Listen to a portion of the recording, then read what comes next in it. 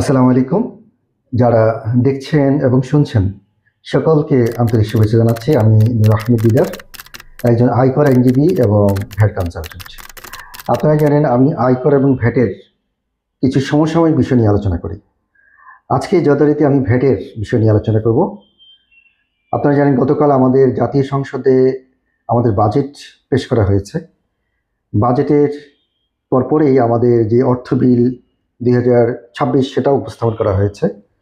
অর্থ বিল, আপনারা জানেন অর্থ বিল মানে হচ্ছে যে আমাদের যেই ফিসক্যাল লগুলো আছে, অর্থাৎ ভ্যাট এবং সম্পত্তি শুল্ক আইন যেটা আমাদের 2012, আয়কর আইন 2023 এবং কাস্টমস আইন 2023, এই ফিসক্যাল লগুলো কিন্তু কিছু পরিবর্তন এর প্রস্তাব করা হয়েছে। এটা বিল আকারে প্রস্তাবিত হয়েছে এবং 30 জুনের পর সেটা আইনে পরিণত হবে।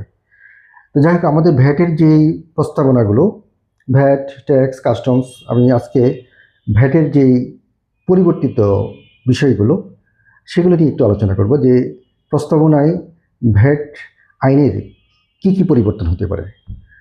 তো যাই হোক, আমরা আলোচনায় আসি। আপনারা জানেন ভ্যাটের মূল প্রথম যে বিষয়টা আমাদের সবচেয়ে আলোচিত হচ্ছে যে ভ্যাট বা রেজিস্টার যারা, তাদের সংখ্যা বাড়ানোর একটা প্রস্তাবনা রয়েছে। সেই ক্ষেত্রে ভ্যাটটাকে আস্তে আস্তে ব্যবসায়ীদের মধ্যে মানে তৃণমূল পর্যায়ে ছড়িয়ে দেওয়ার জন্য, অর্থাৎ ভ্যাটের যে বেইস সেটাকে আরেকটু বাড়ানোর জন্য কিছু নতুন প্রস্তাবনা দেওয়া হয়েছে। অর্থাৎ যারা এখন ভ্যাট রেজিস্টার্ড আছেন তার সাথে সাথে নতুন করে যারা অ্যাড হবেন এবং কারা কারা অ্যাড হবেন এবং কাদেরকে এই ভ্যাট রেজিস্ট্রেশনে অথবা তালিকাভুক্তি যে নিবন্ধন সেটা নিতে হবে সে বিষয়ে একটু আমি ধারণা দিচ্ছি। যেমন আর্থিক প্রতিষ্ঠানে যদি আপনি কোনো কারেন্ট অ্যাকাউন্ট অথবা এসডি অ্যাকাউন্ট করতে চান, তাহলে অবশ্যই আপনাকে এখন থেকে ভ্যাট রেজিস্ট্রেশন দেখাতে হবে। এছাড়াও আপনার যদি কোনো ঋণ গ্রহণ বিষয় থাকে সেক্ষেত্রেও কিন্তু আপনাকে ভ্যাট রেজিস্ট্রেশন বা নিবন্ধন যে রেজিস্ট্রেশন সেটা, তালিকাভুক্তি রেজিস্ট্রেশন সেটা দেখাতে হবে। আপনার মার্চেন্ট অ্যাকাউন্ট খোলার সময় কিন্তু আপনাকে সেই বিআইএন দেখাতে হবে। তাছাড়া আপনি যদি এখন ব্যবসায়িক লাইসেন্স নিতে বা নবায়ন করতে যান, সেক্ষেত্রে যদি ব্যবসায়িক লাইসেন্স নবায়ন করতে গেলে আগে কিন্তু সেটা দরকার ছিল না, এখন আপনাকে বিআইএন অথবা তালিকাভুক্তি রেজিস্ট্রেশনটা আপনাকে দেখাতে হবে। তারপর বাণিজ্যিক একটি সংগঠনের যে কোনো একটা বাণিজ্যিক সংগঠনে যদি আপনি সদস্যপদ নবায়ন করতে যান সেক্ষেত্রেও কিন্তু সেটা আপনাকে বিআইএন দেখাতে হবে। এছাড়াও বিজনেস প্রতিষ্ঠান হিসেবে যদি আপনি কোনো বিদ্যুৎ, গ্যাস লাইন নিতে চান সেক্ষেত্রে আপনাকে বিআইএন বা তালিকাভুক্তি রেজিস্ট্রেশনটা দেখাতে হবে।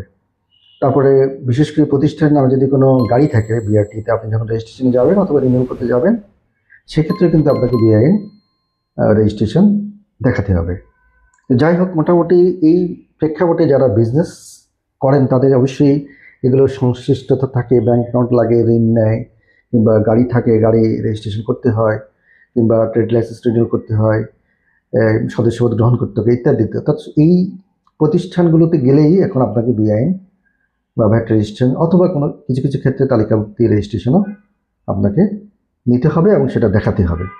এটা হচ্ছে যে ভ্যাট যারা এখন এক্সিস্টিং অনেকেই আছে ভ্যাট রেজিস্টার্ড না, কিন্তু এই কাজগুলো করতে গেলে আপনাকে কিন্তু বিআইন নেওয়ার জন্য একটা প্রস্তাবনা আছে এবং সেটা পাস হলে অবশ্যই আপনাকে ভ্যাট রেজিস্টার্ড হতে হবে। দ্বিতীয় যে বিষয়টা হচ্ছে ভ্যাটের আইনের কিছু পরিবর্তন করা হয়েছে, যেটাকে আমরা বলবো যে আমাদের যে আইনের যে গতিশীলতা আনার জন্য। যেমন ভ্যাট আমাদের ধারা 85, 90 এবং 95 নিয়ে আলাপ করব। সেখানে আমাদের যে ভ্যাটের যে অডিট প্রক্রিয়া আছে, অডিট প্রক্রিয়াটাকে এখন একটু টাইম ফ্রেমের মধ্যে নিয়ে আসা হয়েছে। অর্থাৎ আপনাকে নোটিশ দেওয়ার 2 মাসের মধ্যে আপনাকে ভ্যাট অডিটের সমস্ত ডকুমেন্টসগুলো প্রোভাইড করতে হবে এবং এই যদি আপনি প্রোভাইডস করার পরে 1 বছরের মধ্যেই কিন্তু ভ্যাটের অডিট প্রক্রিয়াটা শেষ করতে হবে। আপনারা জানেন যে ভ্যাটের অ্যাকাউন্টিং বেস একটা সেলফ মেথডে আমরা ভ্যাট হিসাব করি। অডিট হচ্ছে ভ্যাটের একটা গুরুত্বপূর্ণ বিষয়। অর্থাৎ আপনি যা সারা বছর থেকে করেছেন সব কিছু একটি চেক অ্যান্ড নিরীক্ষা করে সেটা দেখা হবে। সেই নিরীক্ষার সময়টা এখন আগে যেখানে একটা আনলিমিটেড ছিল বা একটা লং প্রসেস ছিল, সেটাকে রহিত করার জন্য এটা এখন একটা টাইম ফ্রেমে নিয়ে আছে। সর্বোচ্চ 1 বছরের মধ্যে এটার ফর্মালিটিস শেষ করতে হবে।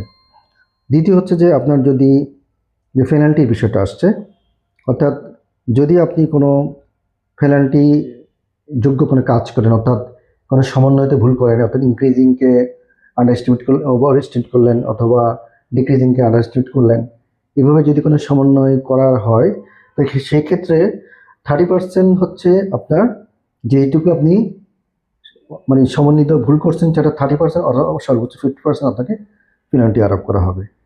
তাছাড়া একটা গুরুত্বপূর্ণ পেনাল্টি বিষয় আসছে, সেটা হচ্ছে ভ্যাট সফটওয়্যারের উপর। অর্থাৎ ভ্যাট সফটওয়্যার যারা ইউজ করবেন বা ভ্যাট সফটওয়্যার অনেকের জন্য এখন ম্যান্ডেটরি হয়ে যাবে, সেখানে যদি ভ্যাট সফটওয়্যারে কোনো মানে ভ্যাট ফাঁকি করা হয় তাহলে সমপরিমাণ অথবা ডাবল জরিমানা হবে। তো সেক্ষেত্রে গুরুত্বপূর্ণ বিষয় হচ্ছে যিনি ভ্যাট ইউজার মানে সফটওয়্যার ইউজার তিনি এবং যিনি সফটওয়্যার প্রোভাইডার অর্থাৎ যিনি সফটওয়্যারটা আপনাকে দিবেন তিনিও কিন্তু এই জরিমানার আওতায় পড়বেন, অর্থাৎ দুজনেই এখন লাইবেল।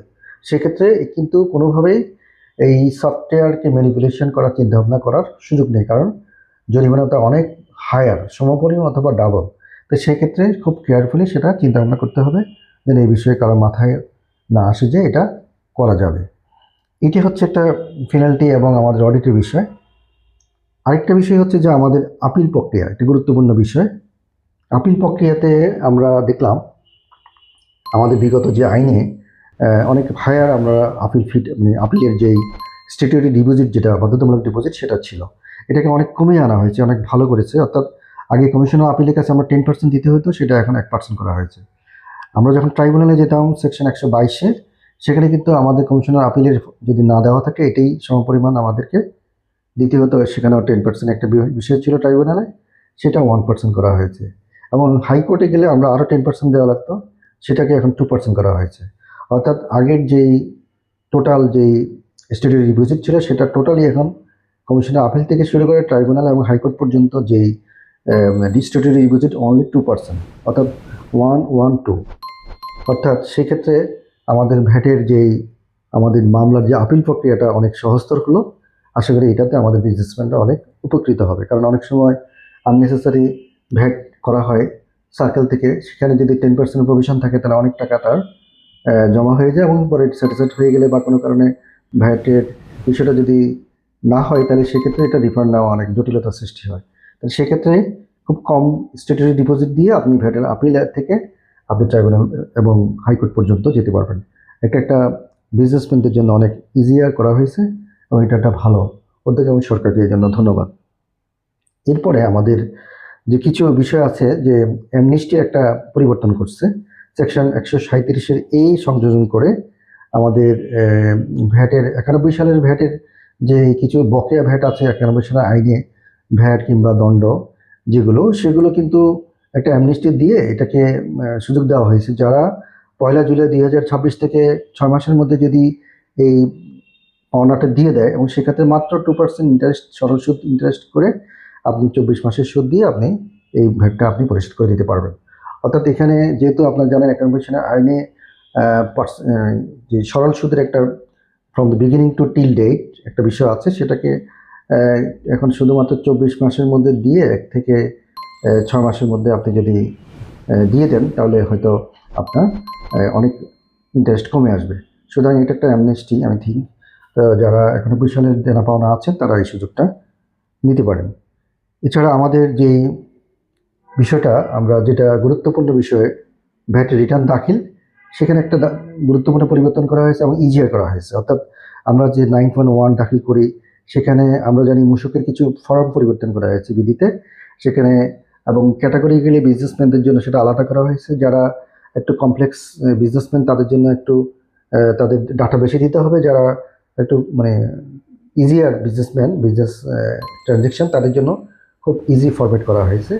সেগুলো আমাদের বিধিতে আমাদের বলা আছে, আমরা যখন অন্য বিষয় হিসেবে আলাপ করব। তবে সবচেয়ে মানে ইম্পর্টেন্ট বিষয় হচ্ছে যারা বিজনেসম্যান প্রতি মাসে যে ভ্যাট রিটার্ন দিতে হতো সেখান থেকে তাদেরকে কিছুটা মুক্তি দেওয়া হয়েছে। অর্থাৎ এখানে বলা হয়েছে যে আমাদের কর মেয়াদ কিন্তু যেই নর্মাল যে বিষয়টা যারা ভ্যাট রেজিস্টার তাদের কর মেয়াদ 1 মাস। তো আপনি ইচ্ছা করলে পরবর্তী মাসের যে কোনো সময় আপনি রিটার্ন দিতে পারবেন, এটা আপনার জন্য ঐচ্ছিক। অর্থাৎ আপনি যদি এই মাসের এই কর্মমেয়াদের রিটার্নটা আগের মাসের যে কোনো দিন আপনি রিটার্নটা সাবমিট করতে পারবেন। তবে 3 মাস পরে 3 মাস পরের যে 15 তারিখ এর মধ্যে ম্যান্ডেটরি, যদি 15 তারিখে পরে গেলে কিন্তু আপনার জন্য পেনাল্টি আরোপ হবে। অর্থাৎ এক্ষেত্রে দেখা গেল কি আপনি ইচ্ছে করলে 1 মাসের ভিত্তিতেও দিতে পারেন এবং ইচ্ছে করলে আপনি 3 মাস পরে দিতে পারেন। তো সেক্ষেত্রে যারা 3 মাস পরে দিবেন তাদের কিন্তু ট্রেজারি চালান প্রতি মাসেই ভায়ার পার্সেন্টটা দিয়ে ফেলতে হবে, এটা মনে রাখতে হবে। আর যারা তালিকাভুক্তি রেজিস্টার্ড, মানে ভ্যাট রেজিস্টার্ড না, আবার তালিকাভুক্তি টার্নওভার রেজিস্টার্ড, তারা কিন্তু তাদের জন্য ওই কর্মেরটা একটু বাড়ানো হয়েছে, 3 মাস থেকে 4 মাস করা হয়েছে। অর্থাৎ এখন থেকে শুধু 3বার, তারা আগে ছিল যেখানে 4বার, সেটা এখন 3বার দিলেই তাদের এটা কমপ্লিট হয়ে যাবে। হ্যাঁ, তো এটাই হচ্ছে মূল পরিবর্তনগুলো। অর্থাৎ রিটার্ন দাখিলটাকে ইজিয়ার করা হয়েছে। আগের মতো প্রতি মাসে যে না দিলে যে জরিমানা, সেটার বিষয়টা এখানে অনেক রিডিউস করা হয়েছে। তো এই হচ্ছে আজকের আমার মনদাদাকে যে ভ্যাটের যে পরিবর্তনগুলো আমি সংক্ষেপে আলোচনা করার চেষ্টা করছি। তো আরও ছোটোখাটো ধারা উপধারা আছে বা ডেফিনিশন চেঞ্জ হয়েছে, সেগুলো এখানে আর আলোচনা করলাম না। যারা প্র্যাকটিক্যালি যারা বিজনেসম্যান, তাদের জন্য এইটুকুই যথেষ্ট। আর প্রফেশনালদের জন্য আরও ডিটেলস জানতে হবে। সবাইকে ধন্যবাদ। আসসালামু আলাইকুম।